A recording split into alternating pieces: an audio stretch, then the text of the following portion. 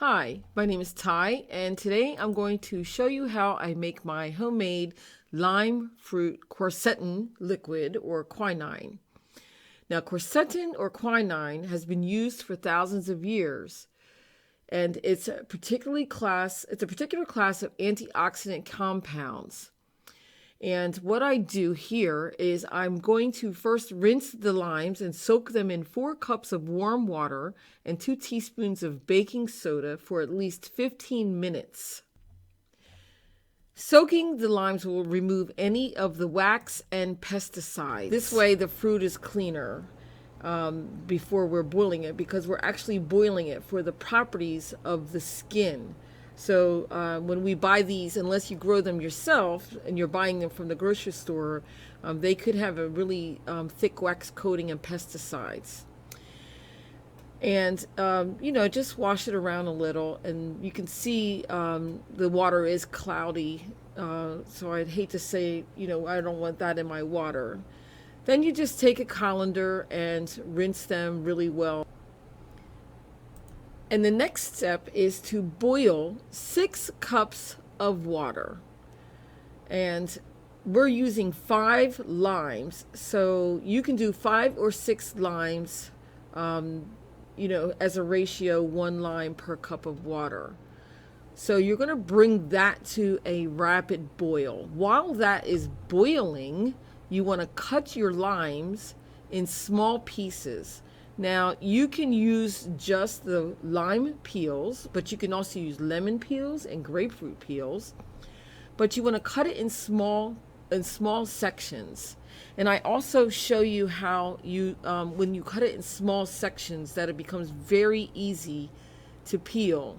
You just, pull the skin away from the fruit of the lime.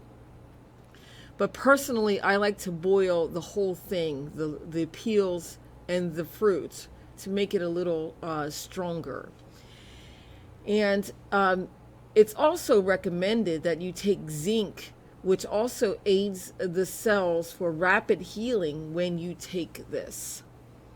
Your final liquid can be stored in a freezer or the refrigerator or the freezer, and it will last a few weeks in the refrigerator or freezer. In the freezer, it may last a few months. I make my quinine from limes, but you can use other citrus fruits as well. So when you're done cutting all of your pieces, the water should be at a rapid boil. So after I cut all my pieces, I put those pieces in the hot boiling water.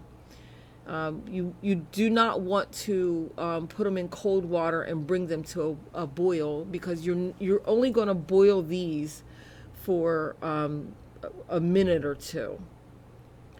So once they're placed in there, you put the lid on. You want to use a really tight lid, because you're not going to open the lid until the very next day. So as soon as you put them in there and you put the lid on, you want to turn your temperature down on simmer. And simmer this for 4 hours, but never remove the cover.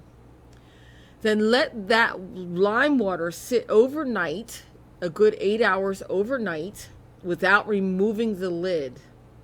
Or you can do it during the day, but it's a longer day, so you're boiling it and then simmering for 4 hours and then letting it sit 8 additional hours during the day. That's why I like doing it at night. Then take your mason jar and a strainer, and of course label the jar. I put this, because I keep a lot of different things in my refrigerators, for everybody to use. So I'm going to label this. So when you're done labeling your jar, you want to strain it and pour directly into the jar.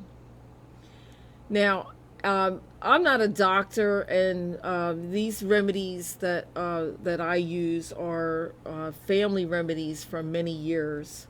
But I do know that you got to be careful with higher concentrations of grapefruit, because it becomes a blood thinner.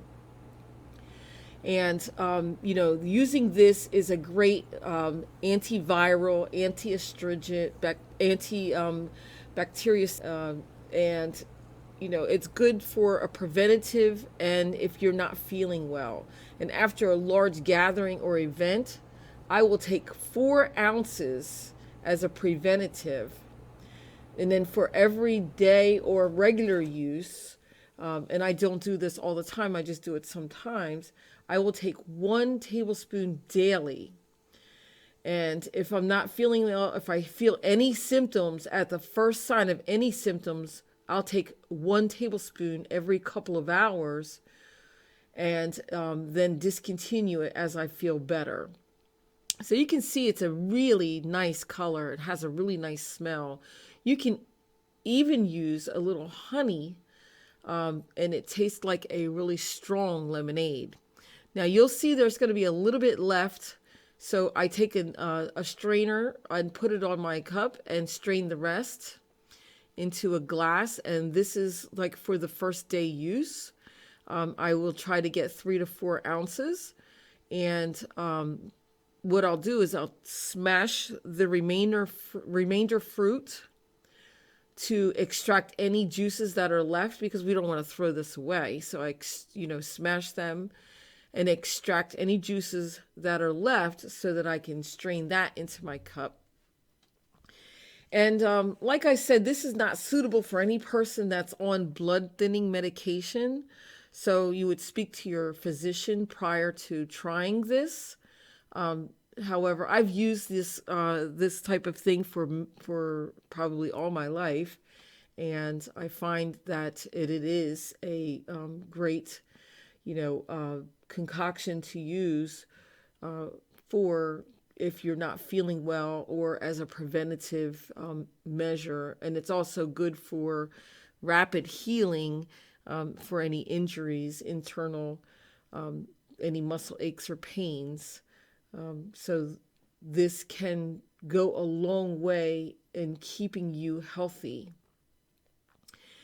And it's really great for your body when dealing with any viral infections.